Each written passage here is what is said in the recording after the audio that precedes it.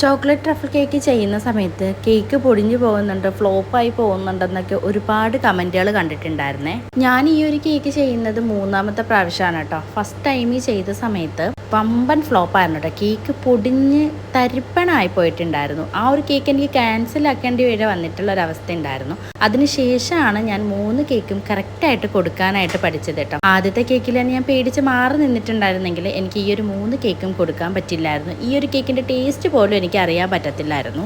Whipping cream കൊണ്ട് frost ചെയ്യുന്ന കേക്കിനേക്കാളും എനിക്ക് കൂടുതലും ഇഷ്ടം ഈ ഒരു ചോക്ലേറ്റ് ട്രഫിൾ കേക്കാണ് കേട്ടോ. ഈ ഒരു കേക്ക് ഓർഡർ നമുക്ക് തന്നിട്ടുണ്ടായിരുന്നത് നമ്മുടെ ഒരു സബ്സ്ക്രൈബർ തന്നെയായിരുന്നു.